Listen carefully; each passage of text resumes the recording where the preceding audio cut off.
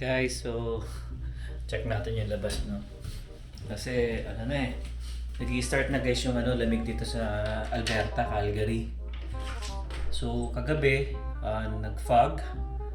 Pakita ko sa inyo sa isang video ko, no? Nung umuwi ako ng galing work, binidyohan ko yung fog talaga sobrang pero dito sa area namin, pagdating ko sa bahay, hindi naman siya ganun ka-fog talaga. Pero doon sa work ko, grabe. Ayan, so pakita ko sa inyo muna yung labas. Hindi ako talaga lalabas kasi malamig. Ayan, so nagpo-frozen yung yung mga damo.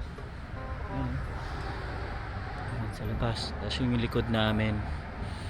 Hindi na tayo nag-park muna dyan. Doon na tayo nag-park sa harapan. Pakita ko sa inyo. Mabilisan lang kasi naka-short lang ako. Ayan o. So doon na tayo nag-park. O, diba? Ayan o. Nagkakaroon ng mga hibla-hibla ng mga puno.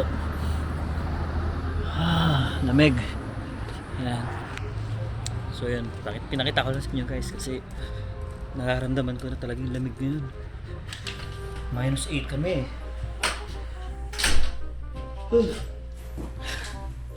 Tapos next week, yan na guys, umpisa na naman natin kalbaryo dito sa Alberta.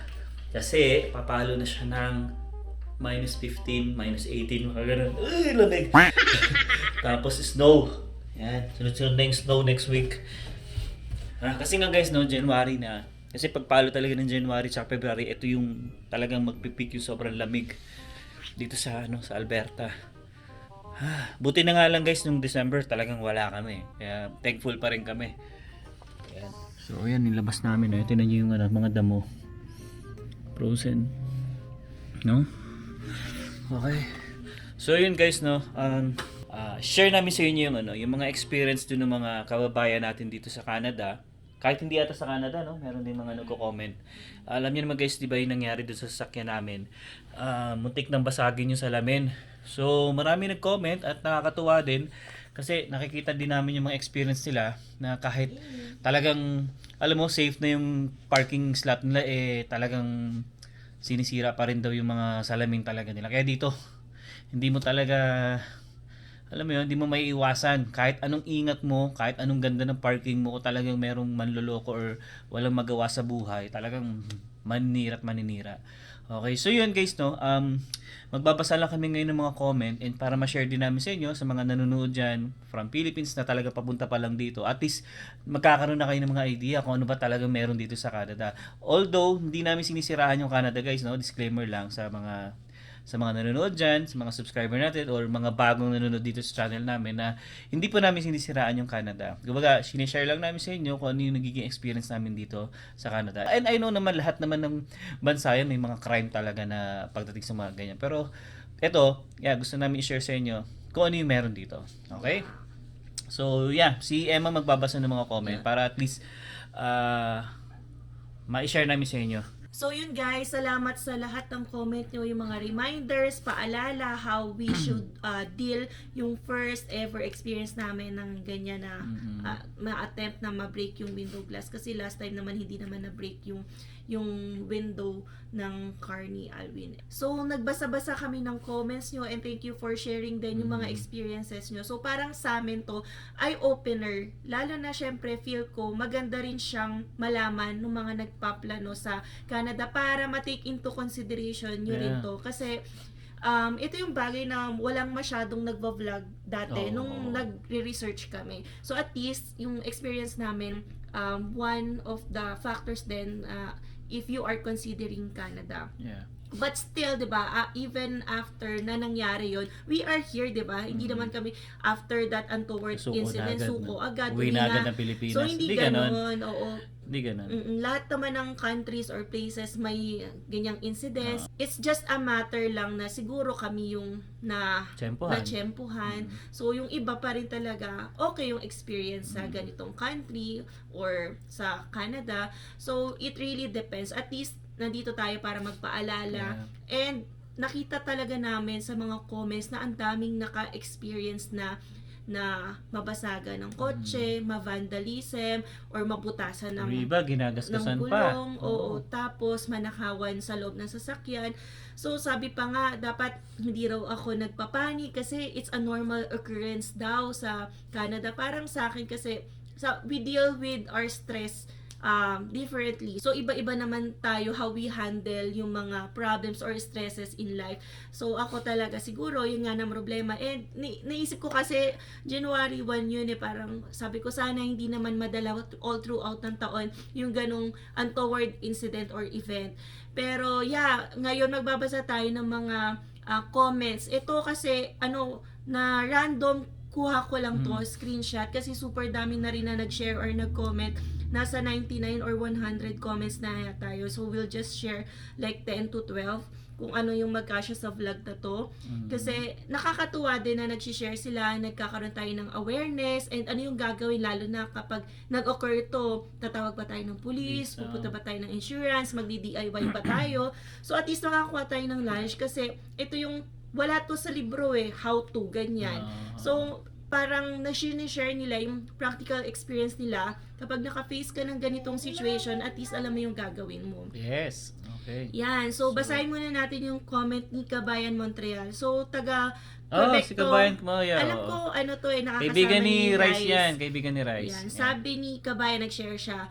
Yung sa amin last year, nadali din, sinaksak yung 2 gulong namin, halos 10 sasakyan ang pinagsasaksak. Pumunta naman ng pulis sa amin dahil di lang kami ang tumawag. Ginawan lang ng incident report.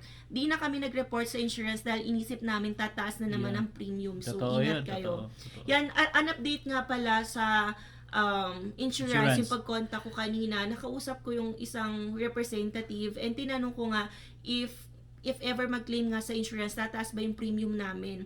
Sabi niya, if that is caused by other parties or hindi namin fault, hindi makaka-apekto daw yun sa premium namin. Pero yun cooperators yun, hindi ko alam sa for iba, other guys. insurance. Yeah. So, yun lang naman yung gusto ko i-share about that pagtaas ng premium.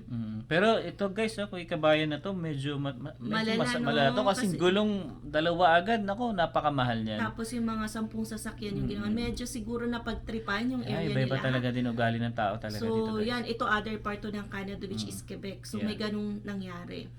And then ito kay Common Stories naman, nag-share siya about yung sa garage, yung mga pwedeng ma-open via app na garage door. Pero yun nga, syempre wala pa tayong garage dito sa ating apartment. Yung kukunin nating bahay talaga ay secured na and may Hindi ako garage. papayag na walang garage. Yeah, para 'di ba iwas sa mga ganitong situation. Sabi niya pa nga, one time our neighbor forgot to close their garage. Nanakaw yung 2 mamahalin na motorcycle nila. So yan, syempre don't forget to close the garage, 'di ba? Always double check. Yan. So, ito may garage na and yung siguro at fault yung neighbor kasi nakalimutan i-close. Yan. Yun yung nanakaw naman is motorcycle. And then, galing kay Igor Bolsheviks. So, meron ding trip nilang basagin lahat ng mga nadaan ng sasakyan. Nangyari sa akin sa unang bahay na inuupahan namin sa Vancouver. Lahat halos kami na nasa side street na yon basag. Wala naman kinuha, binasag lang lahat kami. Grabe, ano? Yun. So, it depends. Trip, parang nasaktuhan, or tinarget ka talaga. So, iba-iba yung reason. Pero yan, yung disgrasya or crime talaga, hindi mo mapipili or masasabi kung saan location sila. Kaya lagi ko sinasabi, pag inabot ko talaga ng malas, no? Yeah. Wala kang So, magagawa. yung first incident namin, kasi nakuhaan si Alwin ng Salamin sa sasakyan, wala namang breakage. Yeah, I think siguro nga fault ko yun, Yun, hindi ko nalock pwedeng yung door, fault pwede niya. yun. Sa Southwest yun guys na community, tahimik and malapit siya Chinook Mall. Pero syempre open yung garage kasi likod yun ng apartment, doon lahat nagpa-park yung mga cars. Dito naman kami napunta sa Southeast pero meron na namang untoward incident. So, hindi mo rin masabi kung anong community ba ang totally safe, 'di ba? So, maganda talaga i-secure mo na lang yung house mo na meron kang protection against the intruders. And then ito naman kay Mario Pac 8085.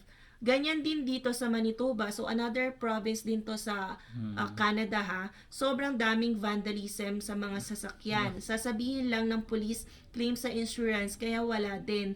Mga gumagawa niyan nga homeless. Nagkalat din mga lasenggo at addict. Lalo na legal ang marijuana. Mabango lang talaga ang name ng Canada sa TV lang maganda ang Canada. Pag andito ka na, makikita mo ang laki ng problema nila. So, that's coming from Mario Pack 8085. So, yan, di ba? May mga iba-iba rin tayo talagang experiences. Depende sa province or location na napupuntahan natin dito sa Canada. Oh, so yun din yung nakita ko yung sinabi nga ni Kabayan, ano, yung pagdating sa mga police nga. Parang wala kang aasahan. Kaya nga sabi nga, yung unang ano ko sa salamin ko nga guys, yung unang-unang incident doon sa salamin ko guys, sabi lang din ng katrabaho ko, nako, wag mo na i-report sa pulis yan kasi wala rin mangyayari. Kasi ganun lang sasabihin nila sa inyo, gaya nung kay Kabayan nga. Yung pagre-report kasi ngayon sa police, kung hindi nga emergency, i-direct ka for online reporting. And kapag nag-generate na yon and then na-process na yung ni-report mo, maglalagay ng parang reference number and yun yung ibibigay mo sa insurance in order for you to claim. So, ganun na yung process ngayon. Hindi ka na pupunta ng police station or papapuntahin mo yung police dito kasi nga may kinategorize na nila yung incident. So, if ganito yung incident, walang na-injure, hindi naman nakarnap yung sasakyan, hindi nila pupuntahan yon. So, may category sila sa online. So, ito naman, next comment ni Sunshine Manalo, 6687. So, ito yung regarding sa pagkiklaim ng insurance. Kasi, syempre, sari-saring opinion, advices din yun na natatanggap namin. Mag-claim kayo sa insurance, bahala ng insurance. Tas dito naman, wag i-claim ang insurance or magastos kung magki-claim kayo sa insurance. Tataas pa premium. Kung medyo maliit lang, crack, ay may DIY na repair. So, ilang beses na kami na break-in or binasag sasakyan. So, out of the pocket na lang. Mayroon din nag-trip, bubutasin mga gulong na madaanan. Meron mismo gulong na nakawin. Paggising, wala na ang gulong. Kahit may video, hindi hahanapin ng pulis yung mga nanira o nagnakaw. Lagi sasabihin, claim na lang sa insurance. Pati nga, mga barbecue pit bricks sa yard namin ay ninakaw din. Kaya nagbakod ako ng property namin. Experience namin yan dito sa Edmonton West Side since 1995. So, ingat na lang para medyo mapawasan mga bad experiences. So, yung Edmonton is nasa Alberta. And thank you po, Miss Sunshine Manalo, for sharing your experience.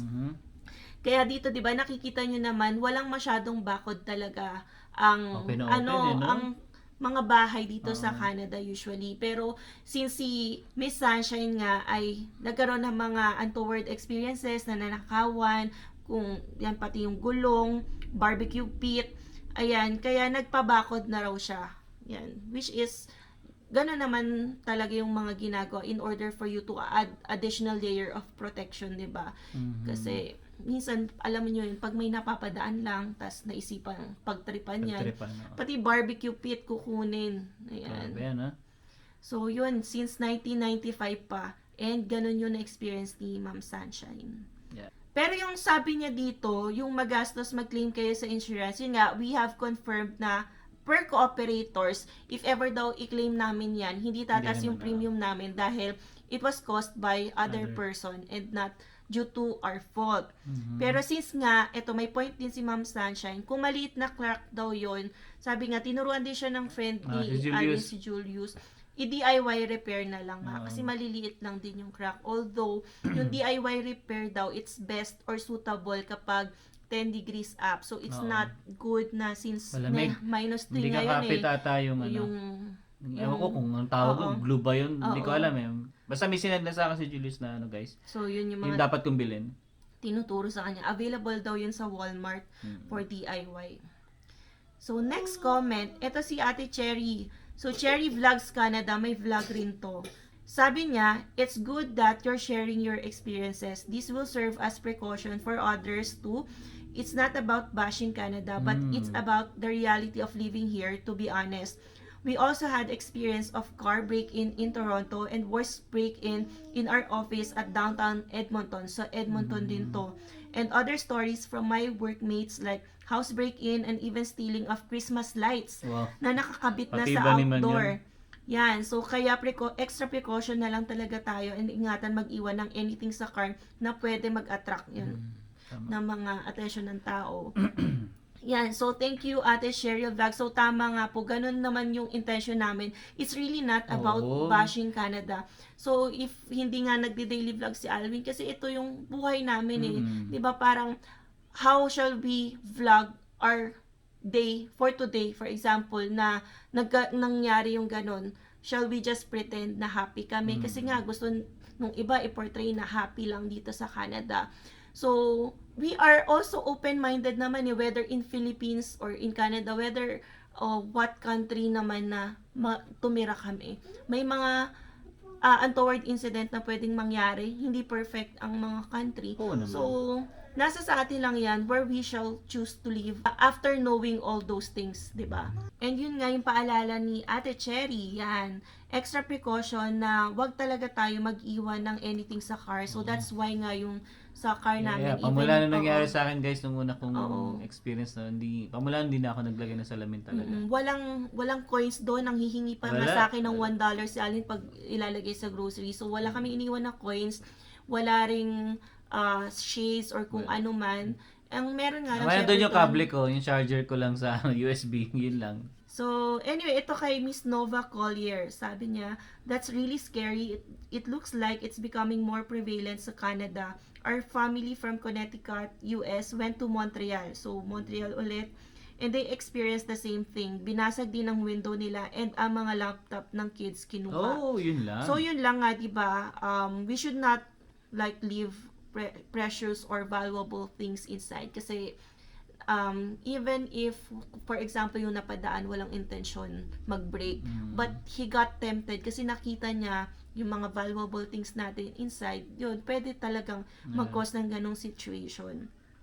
And nga, we're just sorry to hear na yun nga yung laptops ng kids ay kinuha. Yan. So, dapat Grabe hindi yun. talaga iwan. Yeah.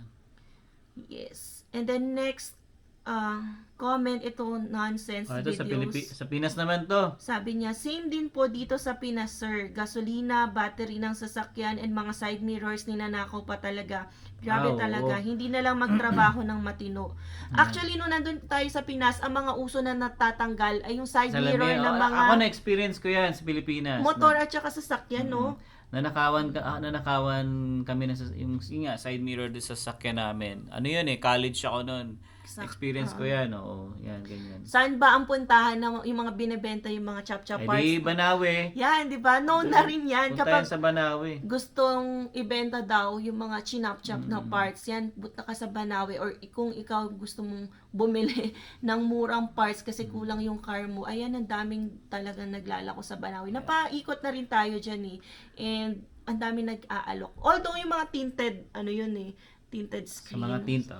Oo, pero sa side, yung mga, alam niyo, yung mga nakaupo na guys, yung iba minsan mag-aalok, side mirror, Kailangan ganyan. mo, ganyan. Yung pala, syempre yung iba, galing siguro sa nakaw. We just don't know. Syempre, we can't confirm that. Pero yun lang yung reputation ng place na yun. Yeah.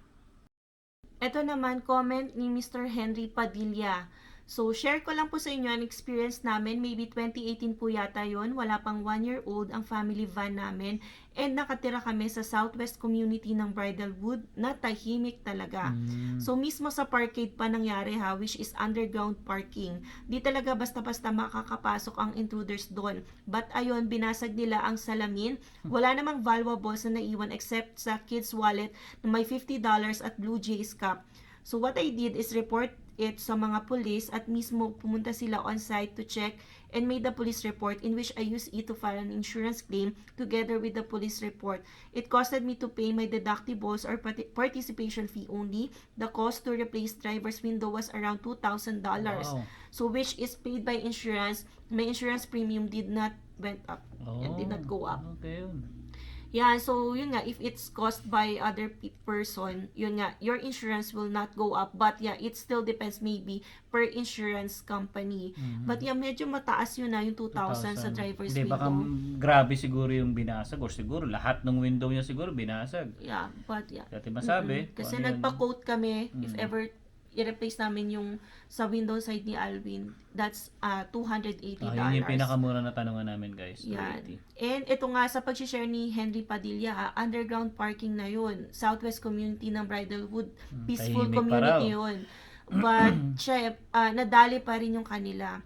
So, pero kasi ito, meron kasing kids wallet doon na $50 and Blue Jays Cup. Maybe, siguro, na-tempt. Kasi nakita kung ano man. Syempre, hindi naman masyadong tinted yung cars dito sa Canada, di ba? Madaling makita yung mga things inside. Yeah. Kaya, syempre, reminder na rin sa atin talaga, lagi na don't ever leave your valuable things inside your car. Kasi dito guys sa Canada, no, yung mga driver seat tsaka yung sa passenger seat mo sa kanan is walang pin talaga yon. So bawal. Pinagbabawal yon.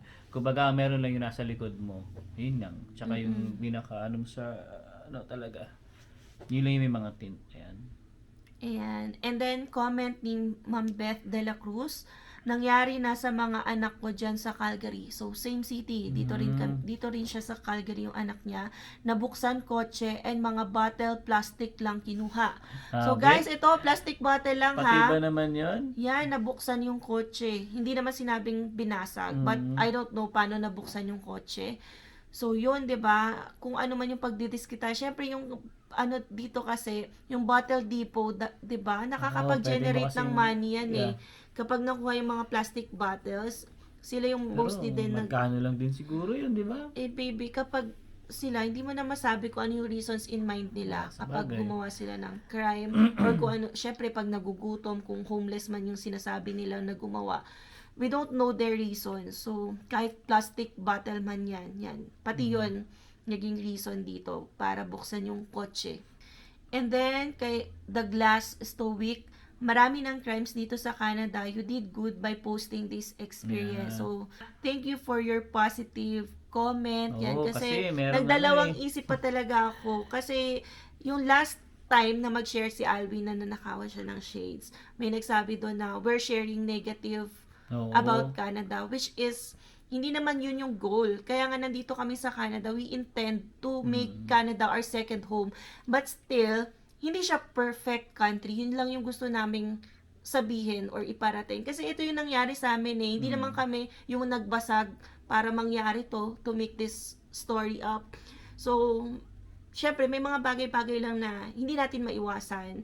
And this is part of our life here in Canada. Yeah, tama yan. And then, comment to ni Joannes, uso din po yan dito sa Kings Country sa California. So, US California to ha. So, kaya kaming mag-asawa, isa lang po kotse namin para na ipapasok po namin sa garage. Kasi usually sa gabi po, madaming nabibiktima yung mga magnanakaw. So, nice technique din yon kasi syempre yung ibang house, yung car garage nila, isa lang yung pwedeng accommodate. So, kung mag-extra car ka, yung isa nasa labas yung isa nasa labas, which is delikado rin for whatever breakage. Unless na yung garahe mo is pang-dalawahan. Talaga may ganun din naman eh. Dalawahan. Ito kasi isa lang, kaya daw nag-opt sila na isa na lang yung kotse nila. Yeah. So, yan. So, yan yung ginagawa nila sa California. Kasi uso din daw yun. Yeah. Okay.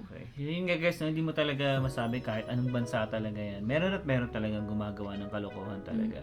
Kaya wala namang perfect talaga na country. So, dapat ingat lang din tayo guys. Kaya nga, sa akin, pinagpe-pray ko na lang din na sana hindi na maulit. Although, andun pa rin tayo sa pwedeng mangyari pa ulit.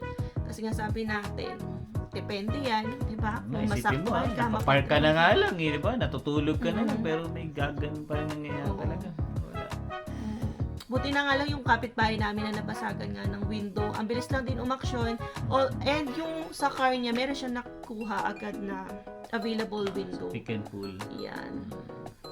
So, yun guys. So, yun guys, yun yung namin, yun yung vlog namin. Oo, na-share ko. So, namin share sa inyo talaga kung ano yung mga na-experience ng mga kababayan natin. Yan. So, marami pang comments actually dun sa video na yon. You can visit the video, tapos read kayo ng comments kasi sobrang daming nag-share ng mga experiences nila. At least, diba, para meron tayong knowledge, ano ba yung mga nangyayari in different parts of Canada. Pati yung ibang country like Dubai, yung mga US, even Philippines. So, iba-iba lang talaga ng situation or experiences. Yeah. Okay, so yun guys, yun yung vlog natin ngayon, and I hope na may natutunan kayo at sana nag-enjoy din kayo sa vlog namin ngayon. And nga, sabi nga namin sa inyo, gusto lang namin i-share sa inyo yung mga experience ng mga kababayan natin. Iba't ibang, kahit anong bansa man yan, at least diba narinig nyo kung ano yung mga nangyayari dito. So yun guys, hanggang dito na lang ang vlog namin, and yeah, see you in the next one. Peace!